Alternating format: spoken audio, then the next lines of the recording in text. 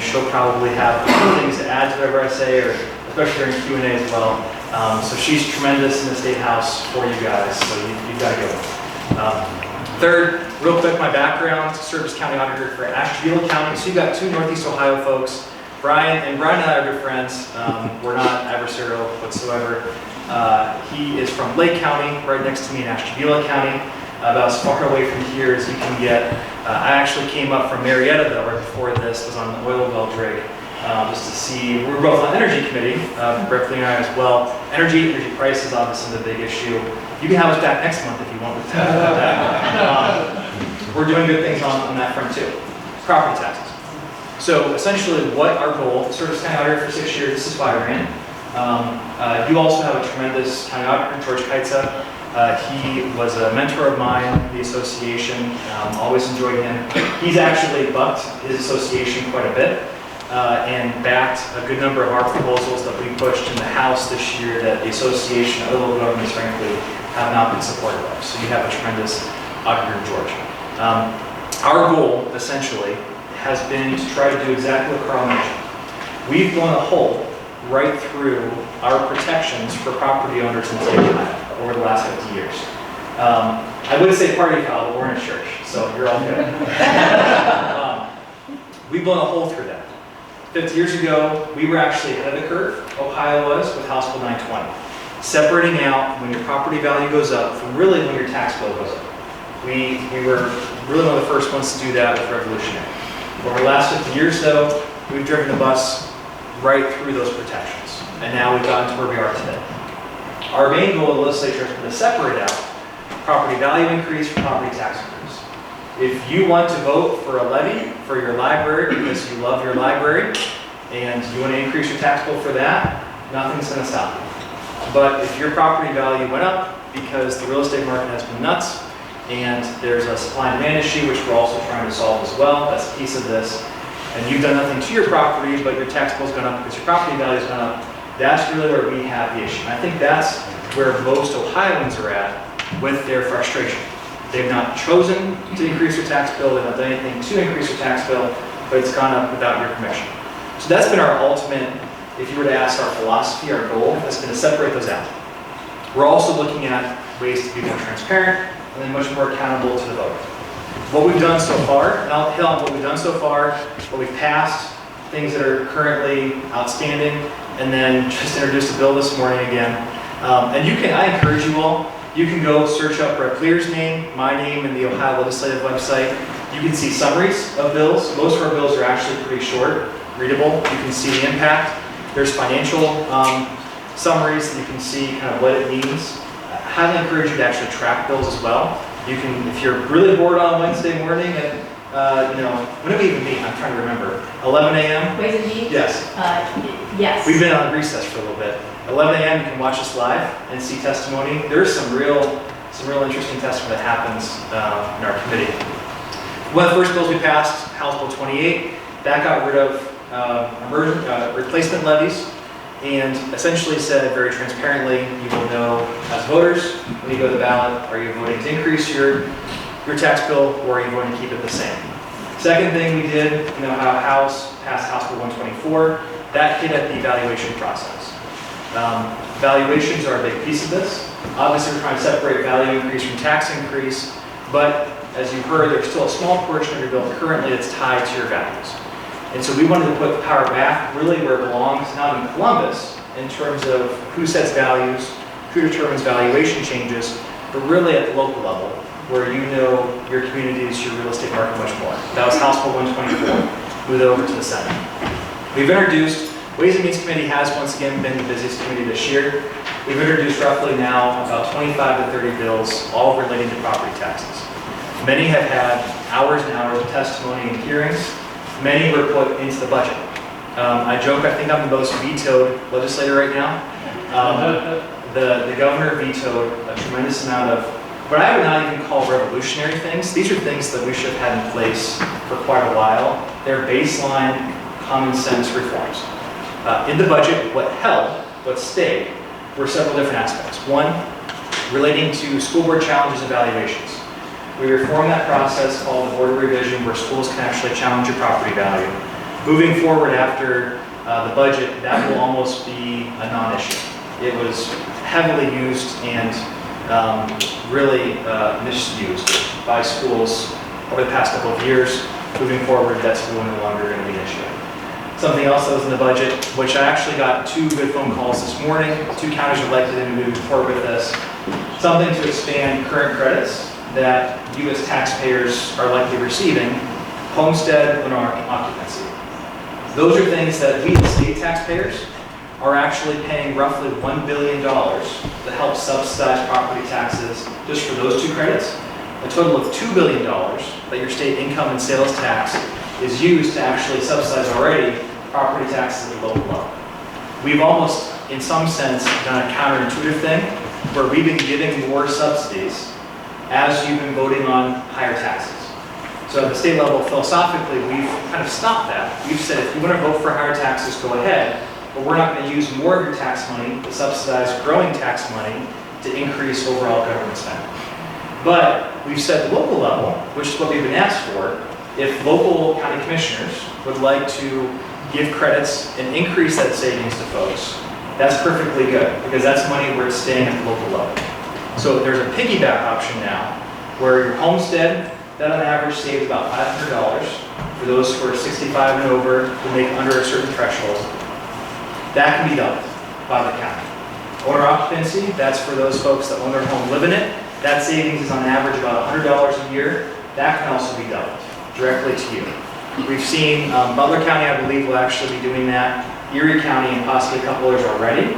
We're encouraging all counties across the state. I've met with County Commissioners Association, spoken to all county commissioners, encourage them to do this as something direct to those who need help the most. Homeowners, seniors, stuff like that. That stayed in the budget. That was not vetoed. The things that were vetoed in the budget. First, one that we've already overridden. And I can tell you, Brian and I were joking earlier, the amount of pushback, the amount of, I've been called almost every word in the book by many folks across Ohio, also been called the biggest defunder of the police because of these property tax efforts. Firmly believe that you all want your services. You just want to have a choice and a say in how those services are funded and to how much those services are funded. But the things that were in the budget, what we were able to override first were your transparency aspects.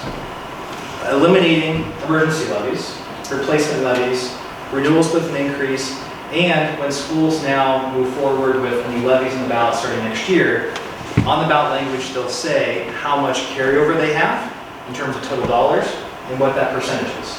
So that you know as voters how much cash is actually currently there in the bank. Do they really need these extra dollars? That is a very simple effort to give a little more transparency. The pushback we got from that alone was tremendous. Emergency levies, I'm not sure how many emergency levies you all have here in Delaware County.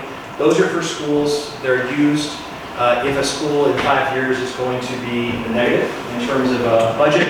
I can tell you I have never seen a black school budget after 5 years because it's always essentially budgeted as negative.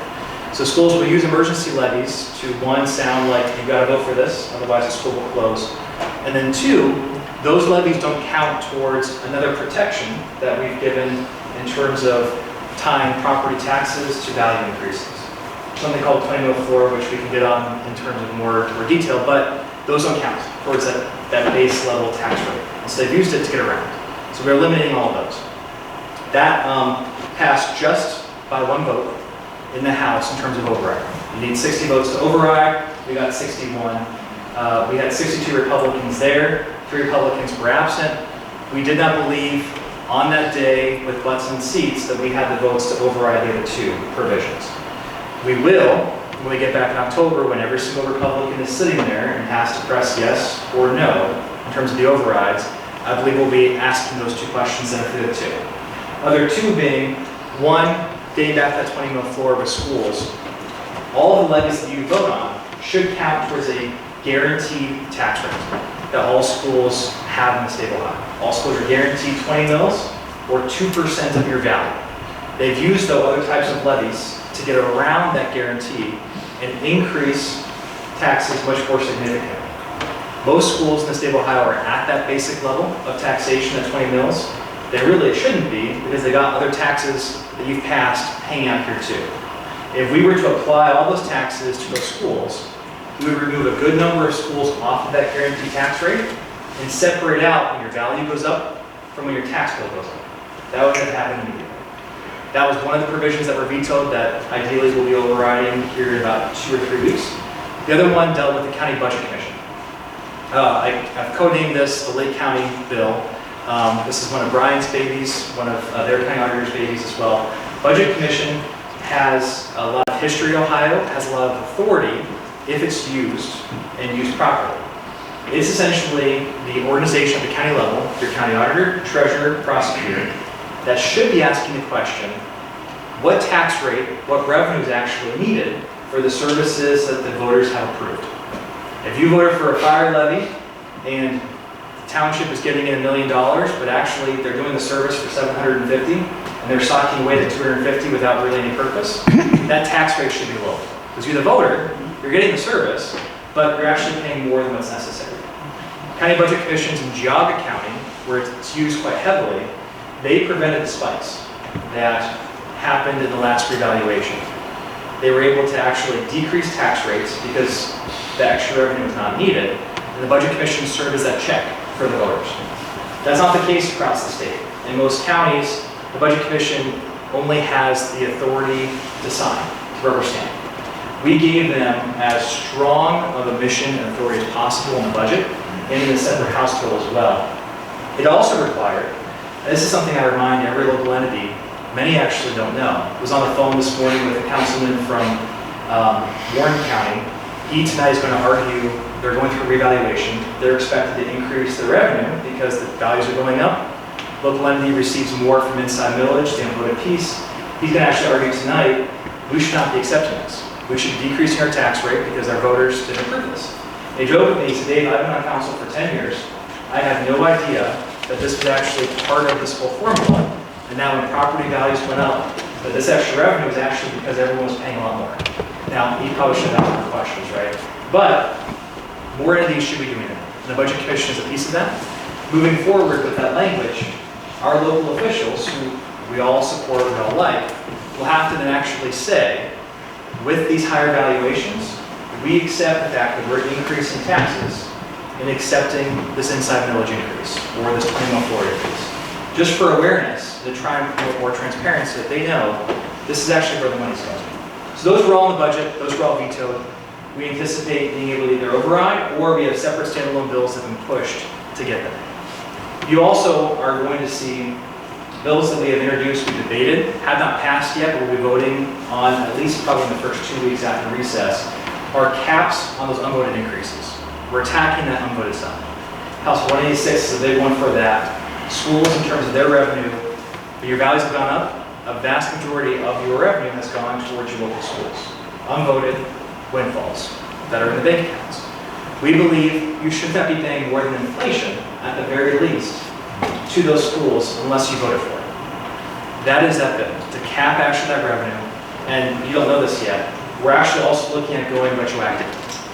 Even Delaware County, you're not in an update year next year, but even you would be able to actually get a credit on your bill to say, you've paid more than inflation, here's a decrease in your tax bill, here's less revenue going towards your school, because they shouldn't actually be receiving all of that unvoted windfall. That is House 186, fiercely still, not supported by schools, by many local entities. We'll be pushing that ideally in the first or second week of October. You'll see other bills that will cap the unvoted increases in terms of inside millage. You'll see other bills that we've been debating that tackle things like the voted side. We said if you want to vote to increase your tax bill, perfectly fine, but should there be actually maybe a higher threshold to have more taxes at the local level than just 50%? Should it be 60%, for example? That means that more folks are voting and has more community support, and ideally you're getting more of those homeowners than who are actually the ones voting to say yes for that bill. You also see bills that ask the question, Brett Clear and I are working on, George Kites is one of his ideas, can we actually pause the revaluation process right now? Property values are going up again. More than likely next year we're going to see another 30% increase in values. Now we're seeing more and more local entities already saying, if you follow my social media, you've been seeing a lot of them, that we're not going to accept these increases, we get it now, we will not raise taxes. That's not everyone. And so for many folks across the state, about a third next year, they will see unlimited increases. And so we're asking the question, seeing if we can actually do it legally, can we pause the revaluation cycle for the next 3 years? And allow us time then to actually get these reforms passed, not have these increases, and then in 3 years, we've got all these safeguards in place, restart the schedule. We'll see what happens with the real estate market and those types of pieces. That will be a bill ideally coming very soon. This morning, Representative Adam Matthews and I introduced a bill, the Senior Foreclosure Protection. Ohio would be the first state in the nation to actually say to folks who are over 65, you cannot be foreclosed on. I think that this is the biggest drive, the biggest issue when it comes to property taxes, the idea that it takes your home away. Now obviously with income tax, if I don't pay my income tax, I'll probably go to jail. If I have paid sales tax, I've probably been fraudulent, go to jail. But that property aspect, this is a baby step, it's a first step, but it's something that already is essentially happening all across the state. We are not generally foreclosing on seniors, but we can't give them the reassurance and the security to know that them being on fixed income, not being able to get into the job, not being able to afford, that we will not foreclose on them and that they are safe in their homes. That's something that you'll be seeing debated and likely moving through the House here very shortly in October as well. There'll be other bills, other concepts. I want to give time for Brian to talk and really time for Q&A as well. I've got a ton of cards. Like I said, you've got a tremendous state rep. Rely on her, use her. But our philosophies are very simple. You should not have these unlimited increases that you've had. You should be separating out value increase from property tax increase, and you, the voter, should have much more of that control. But I'll leave you with this. We as voters need to change some of our mindset too. A lot of us love our local services. We love having that small town fire department. We love having a township with all those services. We maybe love our local schools with all that they provide us. But do we love what we're paying for? And can we afford it moving forward? Ultimately, this is a spending and this is a government size question. Whether you put all this spending at the local level on sales tax or income tax or property tax or whatever you do, if we're not actually addressing the spending side, then we're going to be in trouble with something else. So we as voters and we as taxpayers need to change our mindset to ask what services do we actually want and are willing to pay for. And that's something all of us can do kind of together. But thank you guys for having us, and we'll be excited to